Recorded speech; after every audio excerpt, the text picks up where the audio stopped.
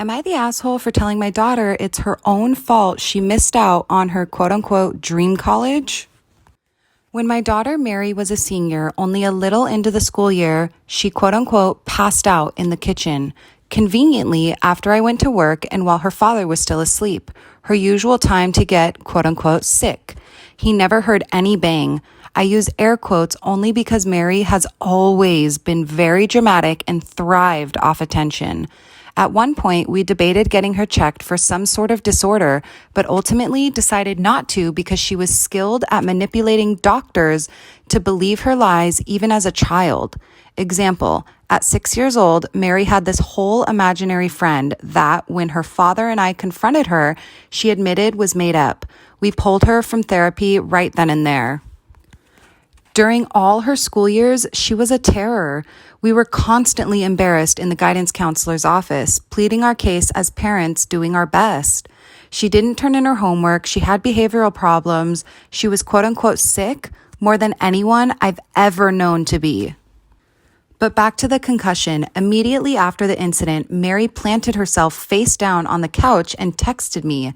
Apparently, screens didn't bother her too much then, that she had hit her head.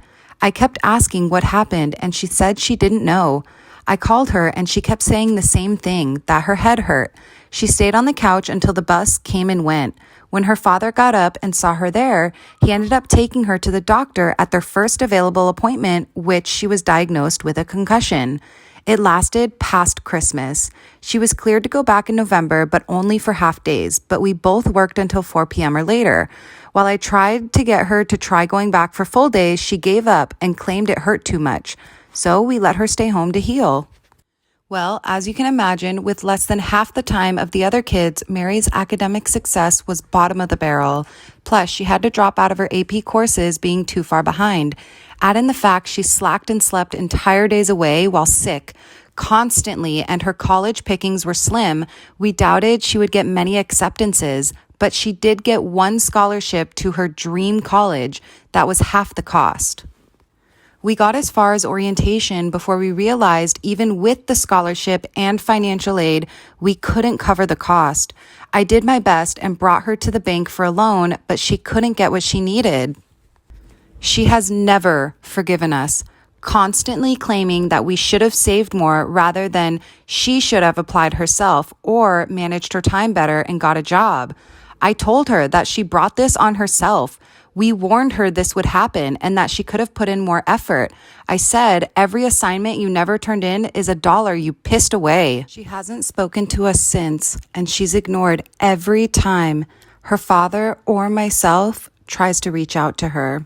So, am I the asshole? Edit number 1.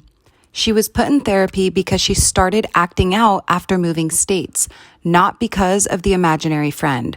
The point is that she never had an imaginary friend until the therapist asked us about said friend and we confronted Mary about it. She admitted to making it up then. Edit number 2. This is only the second edit. Not sure where everyone is getting the narrative that I ever mentioned anything about an eating disorder. That never happened, nor do I understand how it's hard to understand that we pulled her from therapy for lying to her therapist that she had an imaginary friend. Therapy won't help if you lie or exaggerate to their own entertainment. My daughter is 24 now. The concussion and graduation was years ago. The argument was around a week ago. I see people calling me a tiger mom. If it makes me a tiger mom to expect my daughter to do and turn in her work and keep up with her classes, sure. But we're also white. I'm also disgusted by everyone saying I hate my daughter. She is the light of my life. I gave up everything for her happily. I moved because she deserved better opportunities in Massachusetts than in North Carolina, leaving behind my parents that were both loved. I'm frustrated, yes, and I'm not perfect, but she is my first and only baby. I've loved her since I first found out I was pregnant, since I first met her, felt her. Yes, I'm frustrated, incredibly frustrated. I grew tired of being the bad guy and having my love be spat in my face. And when she moved out, I got tired of her spinning the narrative to strangers and family alike. This may show in my responses as quote unquote dripping with contempt. We never placed her in therapy again. No. And not just for her lying to her childhood therapist. It was her aggressive behavior, threatening other students and screaming, but then immediately playing nice to the teachers when confronted. It was her lying to guidance counselors and teachers through the years. One time she broke down crying, telling a teacher that she didn't want to go home, all because the teacher had called me that she tore up another student's work, as known as she was going to be punished. It was the constant hypochondria. She was constantly, quote unquote, sick and quote unquote throwing up. Rarely in front of us, and she rarely had a quantifiable fever over 100. Mary would go to extremes, illogical lengths to get what she wanted, and we were the ones hurt in her efforts, constantly called into meetings with the schools, taken aside by doctors, family friends, asking if Mary was, quote unquote, okay. She's not depressed or autistic, nor does she have anxiety, ADD, or ADHD, or any other disorder. I'm not arguing against any judgments, but she had a happy childhood, lots of love, affection, attention. She was an only child, for Christ's sake. Support, maybe not in the form that she wanted, but still lots of support. Just because she didn't want the kind of support she got doesn't mean it wasn't there. There was no reason for her to be depressed. CPS even investigated the home and found there was no abuse. Case closed. I am not an abuser. I am a tired mom who did everything she could. The argument from last week, which started this post, was because I asked her what she was doing for school these days, as she is 24 and still hasn't finished a degree. In turn, she completely blew up on me in a similar fashion as some of these comments. Edit number 3. Don't steal this and send it through a TTS or make a video on it for YouTube likes. You animals. So, am I the asshole for telling my daughter it's her own fault she missed out on her quote unquote dream college? Am I the asshole for refusing to stay home with the kids while my husband attends my brother's wedding? I am a stay-at-home mom and my husband works full-time. We have 3 kids and one of them is 2 years old. My husband helps a lot with the kids. He is a committed dad, but is absolutely against babysitters due to an awful incident with a babysitter that was the reason his younger male cousin James got disabled years ago. I don't go out much since I have to take the kids with me, and not every place is suitable for kids. We received an invitation for my brother's, who has been my husband's friend since college, wedding, which we later discovered was child-free. My brother lives states away, so the entire trip will take 4 days, as well as my brother's in-laws' weekend dinner party, their tradition. I told my husband I want to go since it's been a wedding and this one is special, and suggested that we get a trusted friend as a babysitter. He asked if I was serious to consider leaving our 2-year-old with a babysitter and suggested that I do what I normally do and stay home with the kids while he goes to the wedding. I refused and said I have much right to attend as him since we both were invited. He said it wasn't his fault my brother wants a child-free wedding and I should do this for the kids and sacrifice it for their sake. I still refused and said this was unfair, and since he's a parent too, then he should also stay for the kids. He looked at me and said, "That's my best friend's wedding. You're asking me to skip for Christ's sake. Are you kidding me?" then said I was being petty for suggesting this and that I was basically choosing to go and party over keeping our kids safe. He asked me to consider this a business trip. What would I do? Go with him and leave the kids?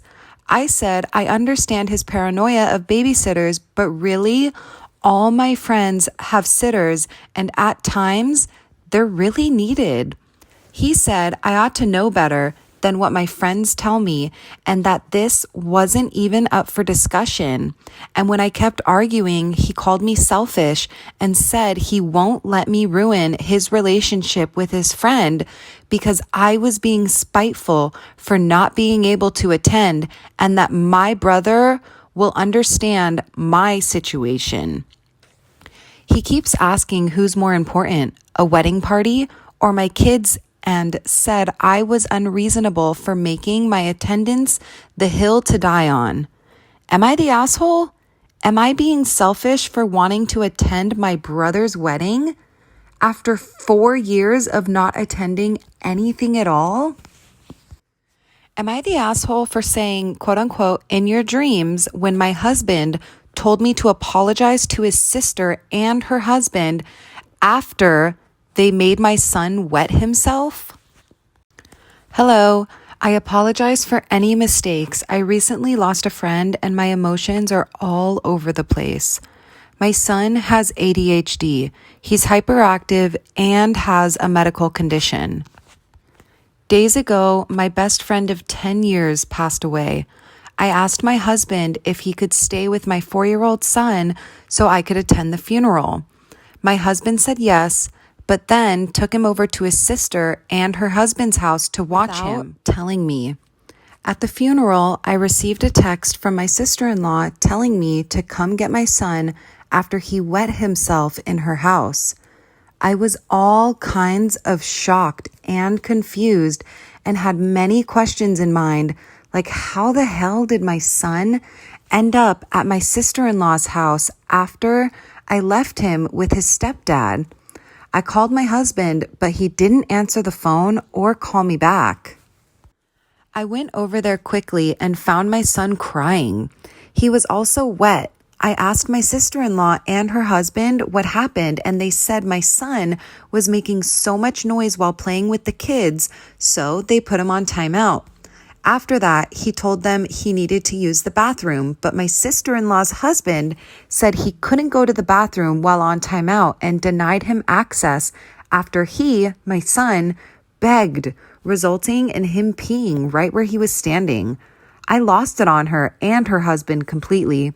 Her husband for denying my son access to the bathroom and her for letting this happen and not doing anything about it. Her husband explained that he thought my son, like any other kid, is old enough to hold it in till timeout was over, which was 90 minutes, according to him. I berated them for treating my son cruelly and denying him a simple request. I asked, how could they do this to a child with a condition when they themselves are parents? My sister-in-law got offended. I implied she and her husband were neglectful parents. We argued. Then I took my son and went home, and my husband wasn't there. He then came home fuming, asking why the hell I berated his sister and her husband after they've done him a favor and watched his stepson for him because he had an emergency. I asked him if he was okay with the way they treated my son, and he said no, but the way I went about it was totally wrong, and said I should apologize to them both after insulting them and their parenting skills in their own house when they were doing us a favor. I said no. They did him a favor, as I never asked them to watch my son. He said, still, I had to apologize, but I loudly said, in your dreams, after how my son was treated. He was taken aback and described my behavior as juvenile for refusing to take responsibility for my actions.